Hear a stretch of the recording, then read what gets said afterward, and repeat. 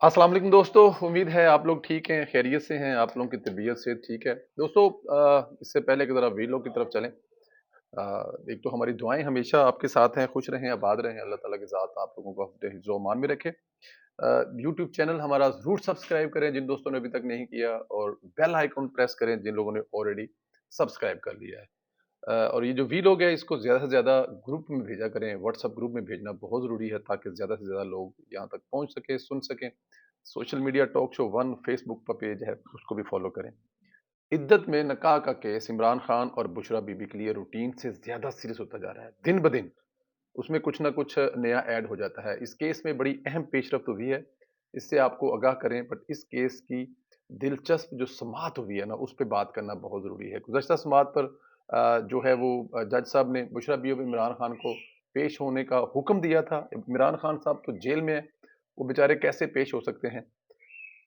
Jail में या तो वो फिर जज साहब फिर अदालत में चले जेल अदालत लेके जेल में चले जाएँ, तो या फिर वो उधर पेश करें जी, मैं ते उनका वकील कह जी, इमरान खान साहब दा जेल च ने। हो सकता है जज नूं ना पता होवे कि इमरान खान साहब कित्थे ने। बट एनी हाउ, लेकिन इस केस में बुशरा बीबी पेश नहीं हुई। बुशरा बीबी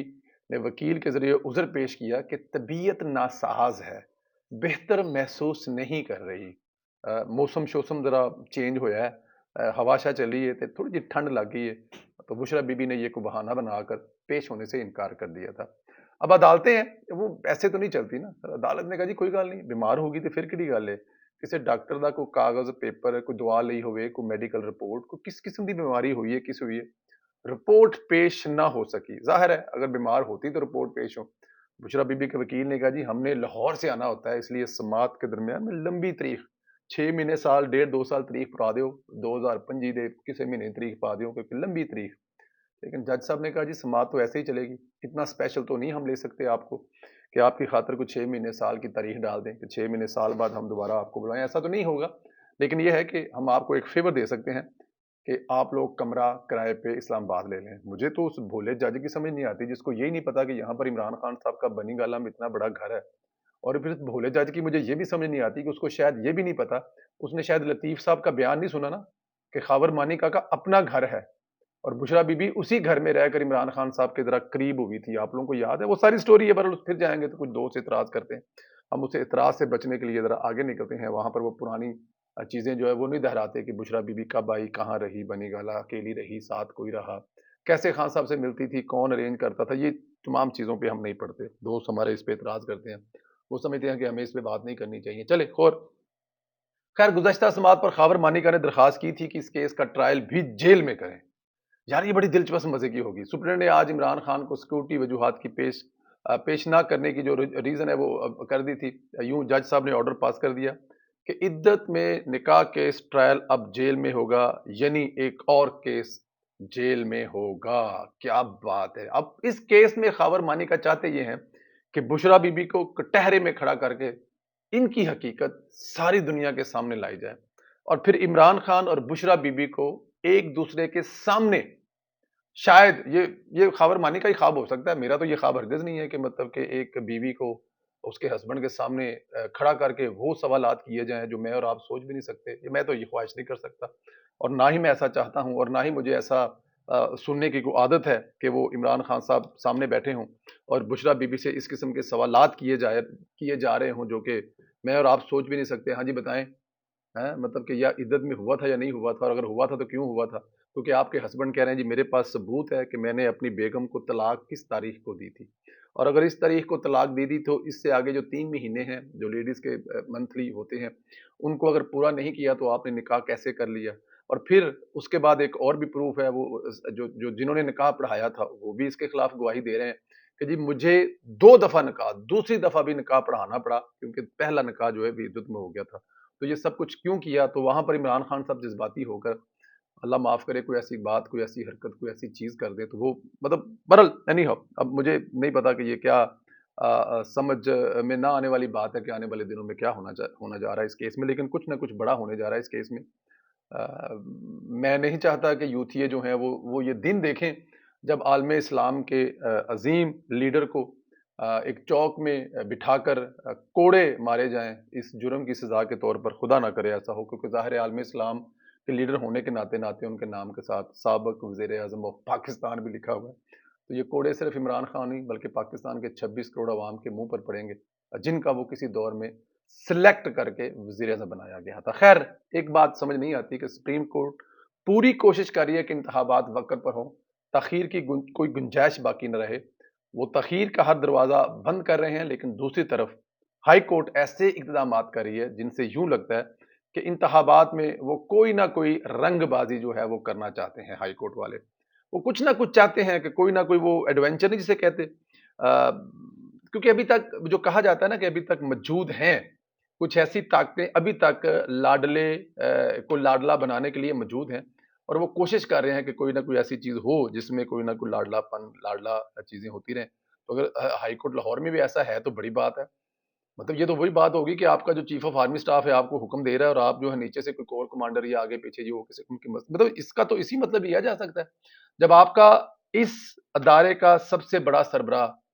کہہ رہا ہے کہ اس پہ کوئی کمپرومائز نہیں ہوگا، تو پھر میرے خیال میں نہ ہی ہوتا تو بہتر ہے۔ لیکن چلیں، خیر، آج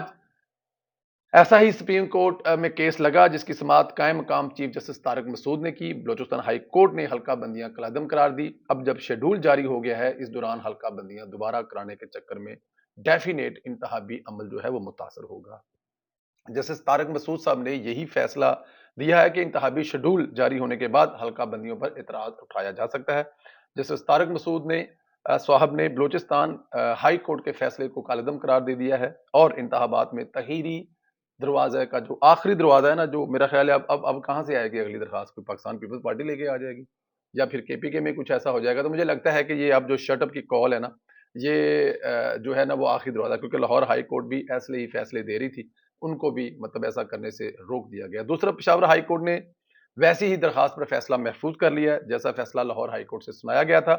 پی ٹی آئی نے پشاور ہائی کورٹ میں بھی انتظامیہ سے ریٹرننگ آفیسر لینے کے معاملے کو چیلنج کیا ہے۔ اب چیف جسٹس قاضی فیض صاحب کہہ چکے ہیں کہ لاہور ہائی کورٹ کے پاس کوئی ایسا اختیار نہیں کہ وہ ایسی درخواستوں کو سنے، ایسی درخواستیں صرف سپریم کورٹ میں آ سکتی ہیں، لیکن پھر بھی پشاور ہائی کورٹ نے درخواست پر فیصلہ محفوظ کر لیا ہے۔ کیا عدلیہ عمرانی باقیات کا خاتمہ، عدلیہ سے جو عمرانی باقیات ان کا خاتمہ نہیں ہو سکا؟ یہ سوال ہے اور ویلڈ سوال ہے، کیونکہ اب تک دیکھیں میری سمجھ سے باہر ہے یہ کس قسم کا انصاف ہے، یہ عدالتیں کیا چاہتی کیا ہیں اس ملک سے، اس ملک کی مطلب کون نہیں چاہتا کہ اس ملک میں انتخابات ہوں، کس کی خواہش ہے کہ اس ملک میں انتخابات نہ ہوں؟ اس وقت کون سا ایسا پاکستان کا ہمدرد ہے جو یہ نہیں چاہتا کہ پاکستان میں انتخابات ہوں؟ ان کے انتخابات کے بعد ایک مضبوط جو ہے وہ ایک نظام بنے جس میں ایک طاقتور حکومت بنے جو دوسرے ممالک کے ساتھ پاکستان کے اندر انویسٹمنٹ، پاکستان کے اندر ترقیاتی کام، پاکستان کے اندر مہنگائی کا خاتمہ، پاکستان دوسرے ممالک سے اپنے تعلقات بہتر کرنے کے لیے کام کرے، اور یہ تب ہوگا جب ایک مضبوط قسم کی حکومت بنے گی، اور وہ تبھی بن سکتی ہے جب اس ملک میں انتخابات ہوگا۔ لیکن کوئی نہ کوئی کسی نہ کسی جگہ پہ اس میں کوئی رخنا ڈال رہا ہے، رکاوٹ ڈالنے کی کوشش کر رہا ہے، وہ پی ٹی آئی کا اس سے تعلق نکلتا ہے ہر لحاظ سے، کیونکہ عمران خان کو اس کا بات اندازہ ہے کہ اگر یہ انتخابات ہو گئے 5 سال کے لیے اگلے جو اسمبلیاں دوبارہ بن گئی، تو اس کا مطلب ہے کہ عمران خان صاحب کو 5 سال انتظار کرنا پڑے گا، چاہے وہ اڈیاں رگڑے سڑک پہ اور چاہے وہ کچھ اور رگڑے سڑک پہ، وہ بچے جو کرتے ہوتے تھے کچھ بھی کرے، لیکن اگلے 5 سال حکومتیں جو ہے نا وہ پوری کریں گی، جیسے بھی کر کے کریں گے، وزیر اعظم پوری کرے یا نہ کرے، لیکن پچھلا ریکارڈ یہی بناتا ہے کہ حکومت 5 سال پوری کرے گی، کیونکہ پچھلی 3 اسمبلیاں جو ہیں، چاہے وہ آصف علی زرداری صاحب کی ہو، چاہے وہ نواز شریف صاحب کی ہو، چاہے وہ عمران خان صاحب کی، تینوں اسمبلیاں نے اپنے 5 سال پورے کیے ہیں۔ یہ بات کنفرم ہے، وزارت عظمیٰ والی بات کو چھوڑتے ہیں، آگے چلتے ہیں، لیکن اس وقت کوئی نہیں چاہتا تو وہ صرف عمران خان اور اس کے ساتھ جو ہیں وہ آپ مجھ سے بہتر جانتے ہیں۔ انتخابات میں تحریر کے حوالے سے سہیل وڑائچ صاحب نے ایک اور کالم لکھا، انہوں نے آج انکشاف کیا کہ الیکشن التوا کی تجاویز طاقتور ترین افراد کے 2 اہم مشیروں اور 2 نگران شخصیات کی طرف سے آئی ہیں۔ تجاویز میں کہا گیا ہے کہ معاشی استحکام آنا شروع ہو گیا ہے، الیکشن ہوئے تو یہ معاشی استحکام قائم نہیں رہ پائے گا، فوری انتخابات میں تحریک انصاف کی جیت کو روکنا مشکل ہے، یہ تفتیشناک بات ہے، عارضی وقت کے لیے نگران اقتدار کی بھوک میں ملک کو بحرانوں میں دھکیلنا چاہتے ہیں۔ میرا دل کرتا ہے کہ میں آپ کو اس پہ وہ مطلب کہ کچھ چیزیں کروں کہ بس، لیکن میرے خیال میں صبر کر جانا چاہیے۔ جب شاید جو ابھی بیٹھے ہوئے ہیں جن کو ہم اقتدار کے بھوکے کہہ رہے ہیں، اقتدار جو اس وقت نگران بیٹھے ہوئے ہیں، ان کو شاید لایا ہی 2 سال کے لیے گیا ہو، ان کو یہ بتایا گیا ہو کہ آپ 2 سال کے لیے آ رہے ہیں، اور پھر ان کو یہ بھی بتایا ہوگا کہ پاکستان کے بہترین دماغوں میں سے آپ بہترین دماغ ہیں جن کے ذریعے ہم نے ملک کو پتہ نہیں کہاں لے کے جانا ہے. یہ جتنے بھی بہترین دماغ ہو نا، یہ وہ نہیں کر سکتے جو ایک سیاستدان کر سکتا ہے، جو ایک محب وطن لیڈر کر سکتا ہے، جس کا کام ہی یہ ہے، جس کی اپنی ساری ساخت اس پر بیٹھی ہوئی، جس نے اگلی ساری سیاست اسی چیز پر کرنی ہے کہ میں آج بہتر کروں گا تو میں اگلا الیکشن جیتوں گا. ان سے بہتر یہ لوگ کر سکتے ہیں؟ سوال ہی نہیں پیدا ہو سکتا. تو ظاہر ہے کچھ ان کو لانے والے 2 سال کے لے کے آئے تھے، اور کچھ خون کا ایسا جو ہے نا نشہ ہے ان کو لگ گیا ہے، اور اب ان کا دل نہیں کر رہا اس اقتدار کو چھوڑنے کے لیے. میرے خیال میں ان کو اقتدار چھوڑنا چاہیے. یہ عارضی ڈیوٹی آپ لوگوں کی لگی تھی. آپ لوگوں کو چاہیے کہ انتہائی ایمانداری سے اپنی یہ ڈیوٹی پوری کرے، اپنے گھروں کو جائیں اور الیکشن ہونے دے، اور اقتدار جو ہے وہ منتخب نمائندوں کے حوالے کریں. میرا دل بڑا کر رہا ہے میں اس پہ بات کروں، لیکن میرے خیال میں نیسیسری ہو جائے گی، نہیں کرنی چاہیے، درگزر کرنا چاہیے. خیر، ادھر الیکشن کمیشن نے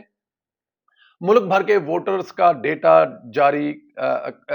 جو ہے وہ بھی جاری کر دیا ہے، اور حتمی معاملات جو ہیں وہ مراحل میں داخل ہو چکے ہیں. ظاہر ہے آنے والے دنوں میں یہ چیزیں ہوں گی. الیکشن کمیشن کے مطابق ملک میں ووٹر کی تعداد 12,85,85,760 ہو گئی ہے. 12,85,85,760 ہو گئی ہے. ملک میں مرد ووٹروں کی تعداد 6,92,63,704، اور ملک میں خواتین ووٹر کی تعداد 5,93,00,000 اور 22,056، مطلب تقریباً آلموسٹ برابر ہے جی. خواتین جو ہے مردوں کے برابر ہیں. فواد چوری کی بیوی نے ایک نئی رنگ بازی شروع کی ہے. ہبا فواد نے آج جہلم میں فواد چوری کی انتخابی مہم چلانی شروع کر دی ہے. یہ حق ہے، اس کو ہم رنگ بازی ہی کہیں گے، لیکن چلو کوئی بات نہیں، چلا لیں. لیکن محترمہ نے ہو بہو مکمل طور پر مریم نواز کا جلسہ کا حلیہ جو ہے نا وہ کاپی کر لیا ہے. اس انداز میں گلاس پانی کا پکڑا، ڈریس بھی مریم نواز والا پہن لیا، اس پوز میں تصویریں کھنچوا کر پوسٹر پر لگوا لی، سوشل میڈیا پر وائرل کر دی. ایک طرف یہ خاتون مریم نواز پر کیچڑ اچھالتی ہیں، اخلاق سے گری زبان استعمال کرتی ہیں، دوسری طرف سیاسی زندگی میں مریم نواز کو آئیڈیل بھی اپنا بناتی ہیں. مطلب لیکن چلو کوئی گل نہیں، جو بکتا ہے وہی خریدنا چاہیے. اب ان کو اگر لگتا ہے کہ مریم نواز جو ہے، لوگ مریم نواز کو اس روپ میں پسند کرتے ہیں، تو لوگ ان کو بھی کریں گے، تو کوشش کر کے دیکھ لیں. اس کھلی منافقت پر کہنا چاہوں گا کہ مریم نواز کے نظریات کو بھی تو فالو کریں نا. مریم نواز نے جو کیا ہے، کیا وہ فواد چوری صاحب کی جو بیوی ہیں وہ کر سکتی ہیں؟ فواد کی بیوی نے جہلم میں جا کر فواد کے بھائیوں کے خلاف، مطلب اب وہ فواد کے بھائیوں کے خلاف ہی جو ہے وہ محاذ لڑیں گے. اس کو جہلم پریس کلب میں داخل نہیں ہونے دیا گیا، تو اس نے فواد کے بھائی فیصل چودھری پر الزام لگایا کہ اس کے کہنے پر مجھے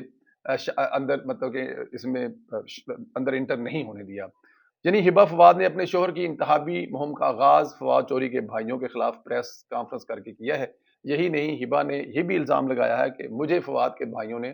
گرفتار کرنے کی کوشش بھی کی ہے. بڑی اچھی بات ہے، کرنے چاہیے. یہ او جانے تو پوندانے، ہمارا اس سے کیا، یہ بھائیوں کا معاملہ ہے، بھائی جانے بھابھی جانے. ہم آگے چلتے ہیں. پی ٹی آئی کے بہادر لیڈر آج کل آن لائن جلسے میں بڑھ کے مار رہے ہیں، لیکن حلقے میں مقابلہ کرنے سے قاصر ہیں کیونکہ اشتہاری ہیں. آج نادرا نے 18 پی ٹی آئی رہنماؤں کے شناختی کارڈ بلاک کر دیے.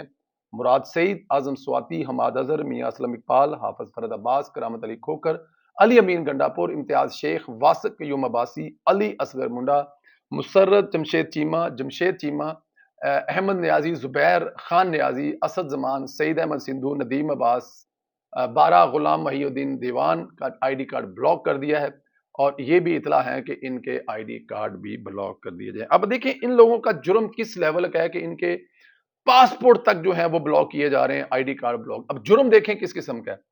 کیا اس نارمل، مجھے اس کی مذمت کرنی چاہیے، لیکن جب ان کا جرم دیکھا جائے نا تو پھر مذمت کرنے کو دل نہیں کرتا. دیکھیں سیاسی کارکن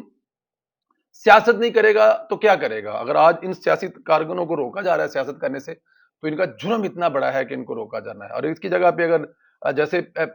پچھلے ادوار میں ہوتا رہا، وہ میرے خیال میں ایک ڈفرنٹ، ان کا کو بغیر جرم کے، جیسے نواز شریف کو صرف اقامہ پہ اور ان کے لیڈران کو چھوٹی چھوٹی چیزوں پہ پکڑ کے اندر ڈالتے رہے. آج میاں صاحب نے ایک بڑا خوبصورت جملہ بولا،